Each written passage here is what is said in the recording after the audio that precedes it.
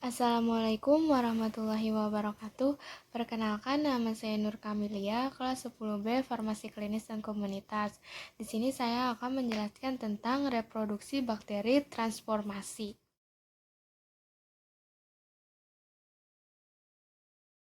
Yang pertama yaitu pengertian dari transformasi merupakan peristiwa di mana bakteri memperoleh DNA dari lingkungan sekitarnya.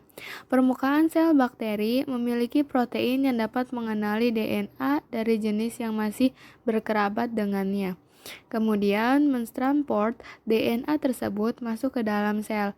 Di dalam sel, DNA asing tersebut akan menyatu dengan DNA inang dan menyebabkan perubahan pada struktur DNA awal. Perubahan struktur DNA ini akan menyebabkan perubahan sifat bakteri tersebut.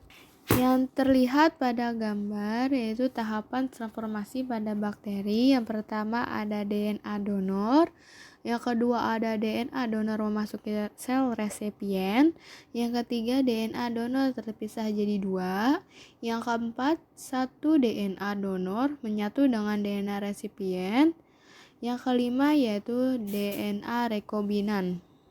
Pada tahap 1, mula-mula sel bakteri yang berperan sebagai donor DNA mengalami lisis atau pecah dan kemudian DNA keluar dari sel tersebar dalam bentuk potongan-potongan atau fragmen DNA.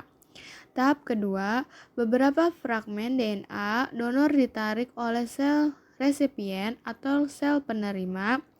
Tahap ketiga, DNA donor yang telah masuk ke dalam sel resipien kemudian terpisah menjadi dua, lalu DNA resipien sebagian lepas meninggalkan tempatnya.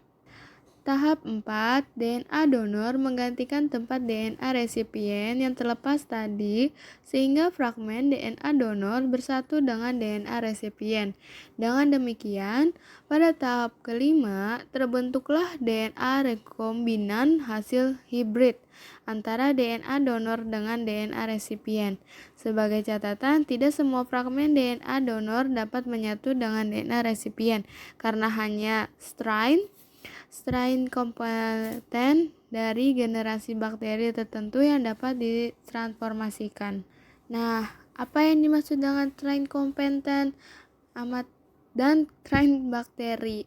Strain kompeten adalah salah satu sel bakteri yang dapat mengambil suatu molekul DNA dan mentransformasikannya, misalnya pada bakteri Streptococcus pneumonia, Bacillus, Haemophilus, Neisseria, dan Pseudomonas. Contoh peristiwa transformasi adalah ketika strain bakteri Streptococcus pneumonia yang tidak berbahaya dibiarkan dalam medium yang di dalamnya terkandung DNA dari strain Streptococcus pneumonia yang berbahaya. Dan strain bakteri yang tidak berbahaya tersebut akan menyerap DNA yang ditemukan, menyatu dengan DNA yang dimiliki sehingga terjadi rekombinasi DNA.